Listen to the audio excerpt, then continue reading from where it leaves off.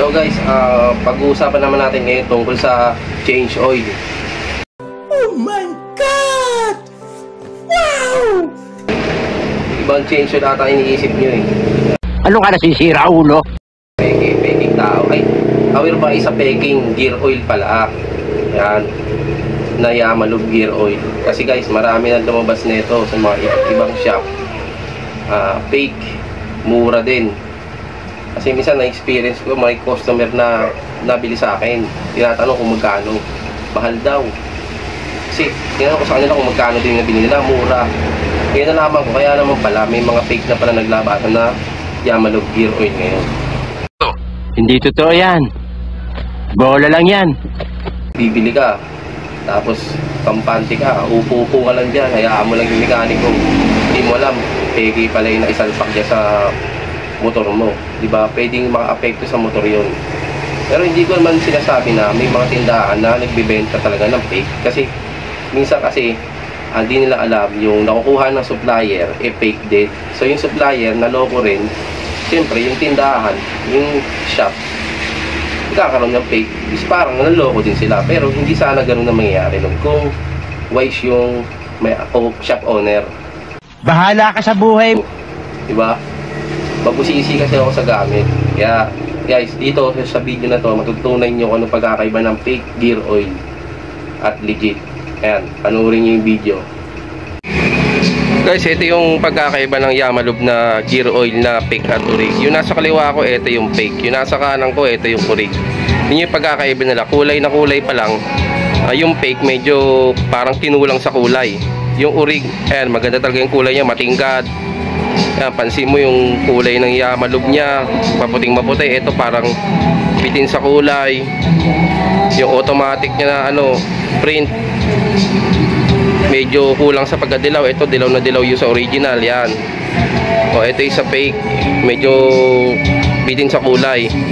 Tsaka yung background ng gear kulang sa pula. Ito mapulang mapula talaga. Tapos yung original yan, may QR code siya, date siguro ng manufacturing yan. Dito sa fake wala.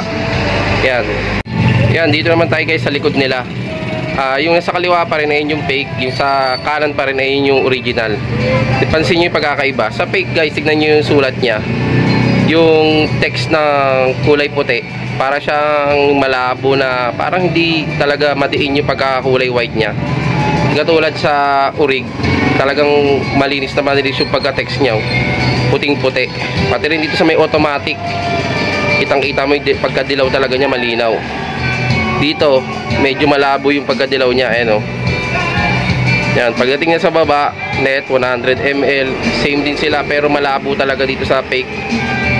Yan, talagang copy lang talaga siya. Pero guys, ang pinakamainam nito, wala kayong sample kasi, di ba? Kung bibili kayo sa shop, papakita ko mamaya yung laman nito. Ano pagkakaiba ng fake at orig sa laman ng mga gear oil ng mga Yamalube. Yan guys, isa pa pala tandaan, syempre minsan pag sinasalin yan hindi nyo na nakikita lalo nyo kung hindi nyo bubusisiin talaga yung patak dun sa lagayan ng gear oil nyo. Pero ang pinaka gusto nyong malaman talaga, pwede mo siyang buksan yung takip nyan, yan, amuyin mo. Yung fake, medyo mabaho talaga amoy nya, pero yung legit halos wala kang maamoy. Medyo wala kang halos maamoy na babaho. Pero ang fake talaga, medyo mabaho talaga siya yung pagka-oil niya. Ayan, yan ang isa pang mga palatandaan sa orig at fake na gear oil. Kaya guys, tignan natin kung ano yung itsura na laman ng fake na gear oil at orig. Ito yung fake, unahin natin yung fake. Kung anong kulay niya.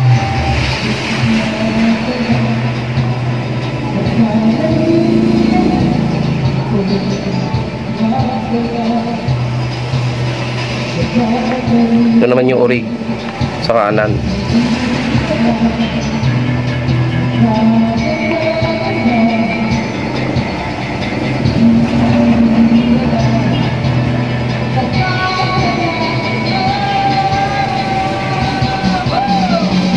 Yan guys, yun yung pagkakaiba. Ito yung fake, tingnan nyo yung kulay nya, halos maitim na maitim.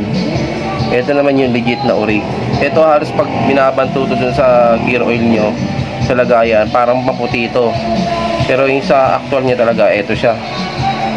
Diba? Ang laki na pagkakaiba. Ito mabula, ito talaga clear na clear. Yan mo malalaman yan. Tsaka pag inamoy mo to, yan, napakabaho ng amoy. Ito, halos wala kang maamoy. Yan yung pagkakaiba ng dalawa. Yung nasa kaliwa, ito yung fake. Yung nasa kanan, ayun yung legit. Ayan, so guys, alam nyo na yung peke ha. Kaya mag-iingat kayo sa taong peke. Ay, Ang angas mo ah! pala na peke, katulad ng gear oil. Kasi mahirap na sa panahon ngayon. Yan, sana may natutunan kayo sa video natin ngayon na makatulong sa inyo kasi marami talaga ngayon may mga motor eh. So talagang gumagamit lagi na ito eh.